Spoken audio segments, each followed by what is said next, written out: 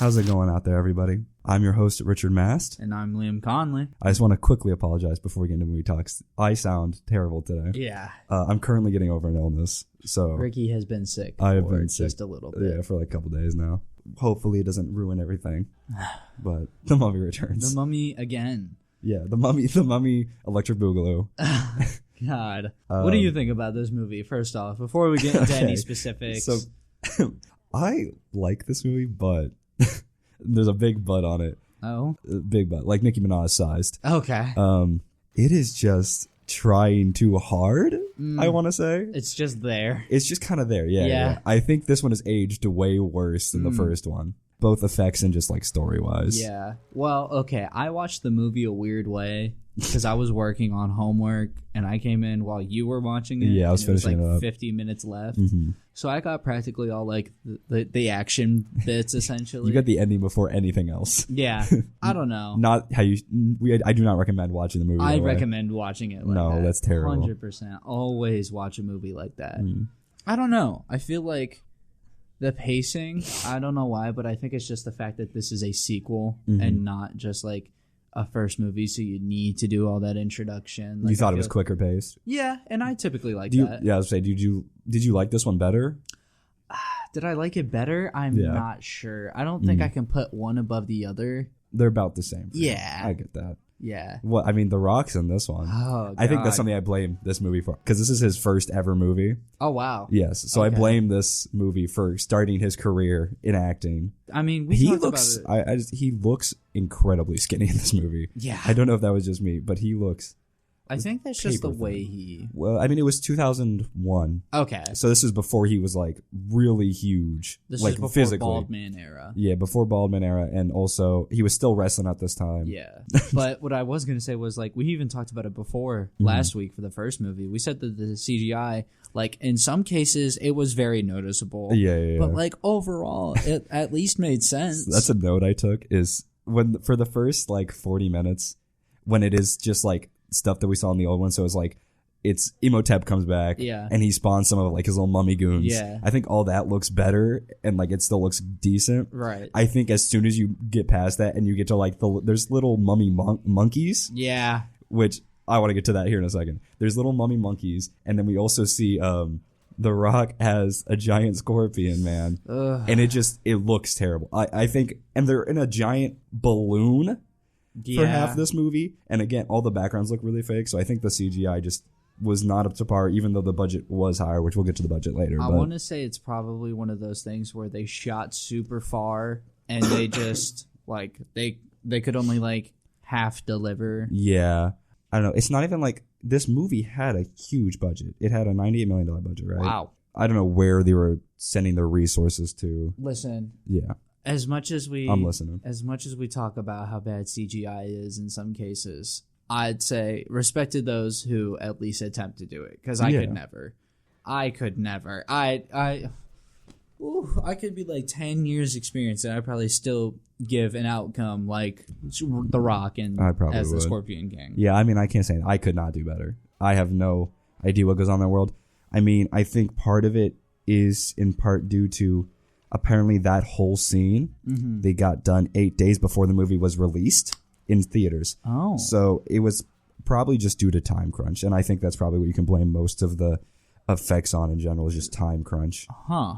That that whole sequence with the Scorpion King? Yeah, they finished it 8 days before it was... They had that idea beforehand, though, Yeah, right? yeah. It was all storyboarded, but they didn't get to finish it till 8 days before. I think my issue with this one is it just tries to do everything like the same but bigger. So instead of a giant sand face, it's a giant water face. Okay. And instead of the bookshelves getting knocked over, they have the pillars. Yeah. And also they have the same joke about the book reading at the end of the movie where he doesn't know what the word is. How do you feel about Rick and Evie having a kid in this one? Do you like the kid? Do you think he's a good actor? Do you think it takes away? Oh, one part that I found absolutely hilarious. Yeah. When they are in the double-decker bus. Okay. And Eve, I think, has the rifle or whatever. Yeah, something like that. If you just look in like the right corner, the kid playing Alex is just like standing there, like shoulders back, like no sort of like fear resembled. He is just like upright, just like iPad kid staring at this mummy. But apparently that kid, the reason he got this role is because he loved the first Mummy movie, and he turned down being in Harry Potter for this. Or not, maybe not being in Harry Potter. It was, what do you call it? Going for the role of Harry Potter. Okay. I don't know if he was going for Harry Potter or just a different character, but he was set to like actually have a meeting with them and everything. Wow. It's weird to see these like dog creatures in a Mummy movie, because in this one, Imhotep comes back, but the whole thing is they're getting this gauntlet to try to bring back the Scorpion King so Imhotep can get stronger. Yeah, and he's so trying to kill it so you can take over the army. Yeah, and so it's this dog army. It's like dingoes. They look like dingoes, like the Egyptian dog. Yeah. It's just odd to look at. I don't think they look bad CGI wise. No. I think the mummies do look way better though. Oh yeah, especially 100%. For a 100%. franchise called The Mummy. They better look good. They should look more like. I think they should have stuck to mummies. I don't know. Another thing I really enjoyed about this is I liked the chemistry between Rick and Evie. Yeah, they still like Brendan Fraser and Rachel Weisz still have great chemistry here, and I like the fact that they are just married in this because that's something an issue I have with in like the Indiana Jones movies, where he constantly just like goes from girl to girl, and like eventually it's sort of consistent and like it's Miriam, but I actually enjoy the fact that they are just a strong couple that just like is adventuring and doing all this crazy stuff. What do you think it feels like to kiss the mummy? Because there is the scene where basically the reincarnation of Imhotep's like girlfriend or whatever is there, and they kiss, and he's still all bony and nasty. What do you think about? No. How do you think it would feel? No, just no. Just like leather? Ugh, that. Oh my god, no! It's got to be like wet leather. Oh yeah, because like a chewed on dog toy. Leather on its own. Yeah. If you're kissing it and you're just doing round lips. There's better things, sure, but it can't be the worst. You've experienced. There's better things. You've experienced this. What? What? Huh? Anyway, yeah. I think another thing the film suffers with is its side characters are nowhere near as fun or interesting as the other ones in the ones in the first movie. Like the Americans are interesting in the first movie, or even the guy who the prison guard who goes with them is interesting. Benny's really fun and interesting, even though he's evil and like a backstabber. He's so much fun and interesting. It has like these three goons, and they're just not interesting at all. Right. The one is just constantly talking about it's a curse, and you're like, okay. I did like what's his name? Izzy the. I do like Izzy. Izzy is a exception to that. Yeah, I think Izzy's great. Izzy is the pilot of the giant balloon. Yeah. That's what it is. He is a lot of fun. I was gonna say he's pretty good. I think is one of the only good like side characters. I mean, except for the ones that were already in the first movie and come back. Right. He's a great new addition. Yeah. Because he's just like, you remember that bank job we did? And yeah. You were around all those women, and Eva's just like, we're gonna need a talk. I like the fact Rick goes, "When did you lose your eye?" Because he wears an eye patch. He goes, "Oh, I didn't. I think it just makes me look better," and he rips it off. Yeah. Another side character that I'm glad is brought back and is expanded upon is the Magi. I think in the first movie he doesn't get like anything really that much to do. Yeah. He shows up for the final battle then leaves. In this one they purposely make it seem like he's about to leave, and they go, "You need to help me save my son." And then he goes, "Oh, I'll save your son then." Yeah. He goes, first I shall do that. Yeah, he goes, "First I shall do that." That's fire. I think he's way better in this movie. I think he's so much more interesting. I'm glad he has a lot more screen time. Right. Because he is just again just a lot of great chemistry between all that four group. Eve, Rick, Jonathan, and I don't know the Magi's name. They've definitely said it like 17,000 times. I don't remember it. I also want to ask you what you thought about the. I wrote down undead mummy monkey shooting blow darts and brutally stabbing people with monkey-sized knives. What do you think of that? No other words. I don't know how I feel about that. Yeah, it's a very much of like you kind of shrug your shoulders and go, okay, that happened. Like, why were they there? Why couldn't you just do normal mummies? See, this is the point. This is like the moment of time where two completely different people, me and you watching the movie, our brains shift. Yours goes into like a, why would they do that? Yeah. And mine just goes to a, oh, they added that. I don't like the fact that everybody has a destiny in this movie.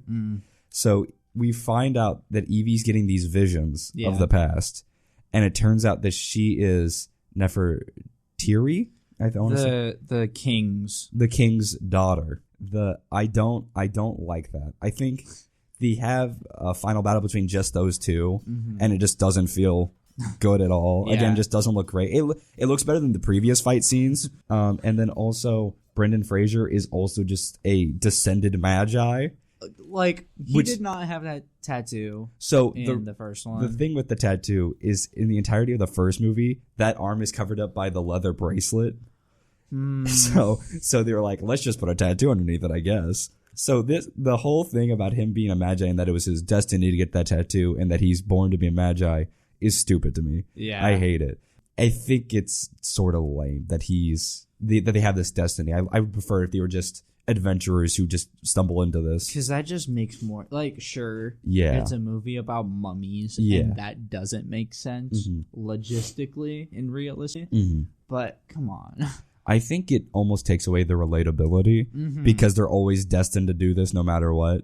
When otherwise, if they didn't have this destiny, they would just be adventurers. Yeah. Also, they crash the blimp.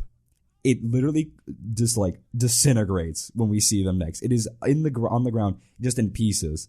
Izzy just fix it. He just fixes it. Yeah. He disappears for the rest of the movie, comes back at the end, just has the thing fixed. He's talking about, like, I ran this thing on gas. You know how much gas I need to repair this? And he's like talking about, like, maybe I could finagle hot air, but you know how long that would take? Yeah, it just feels like the characters have way more plot armor in this, and like things just happen to them because it's how the movie was written. Yeah. So you were mentioning earlier, Yes. the budget was like 90-some million? So the budget was $98 million. Okay. You Do you have the stats on how much it made? It made $435, which is more than the last movie. But the last movie was also only made for $80 million, and then that one Only. Yeah, sorry, only. It was made for $80 million, made 416.4. So I think technically, if you do the math, it made a little bit less than the last one, but like still hugely successful. Yeah. Speaking last week, how we talked about Brendan Fraser was just brutally damaged by these movies. I have what happened to him in this one. Okay. Brendan Fraser tore a spinal disc, cracked a rib, and injured his knees during production. You hear that and you go, God, that's awful. Yeah. But the fact that it doesn't even live up to what happened in the first, because he literally died. Yeah. I think in the next one, he literally breaks his spine. If I remember reading that somewhere. You were right when you said those movies literally broke him. Yeah. Oh, yeah. I wasn't joking. He is not the same man as he was. The Rock. The mummy changed him. The Rock suffered food poisoning and sunstroke and lost over 10 pounds. Oh, boo-hoo. He was quoted in saying, "It was the worst I have ever felt in my life." Boo-hoo. I mean, 10 pounds is a lot. Yeah, but when you're dying on set, breaking your spine, Okay, or spinal discs. to be fair to him, food poisoning does suck. Okay. And sunstroke is probably terrible. But I don't know. I feel like just on paper, Brendan Fraser is definitely has suffered more. Yeah. But I mean, we can't downplay the fact, because I don't even like The Rock, but we can't downplay the fact that what The Rock went through was also not great. Sure, but look at the amount of scenes he's in. Hey, that was The Mummy Returns. The Mummy Returns. And next week, The Mummy shall return. The Mummy shall return once more. For a final time. What's it called? The Tomb of the Emperor King or something like that? Tomb of the Emperor King. That seems... You know what? For as much as it tries to not rip off Indiana Jones, but play off of Indiana Jones. That one does sound like a title of an Indiana Jones movie. When you said it to me yesterday, I literally thought you were just trying to mess with me and just said an Indiana Jones film. Yeah. If the second one was the one that raised my hopes a little, and the first one I didn't like. I still can't believe you don't like the first one that much. It just doesn't click with me. I understand. It's heartbreaking. It's okay. We can't stay friends, but it's fine. Good. Okay. That's been all from us. We hope you enjoyed.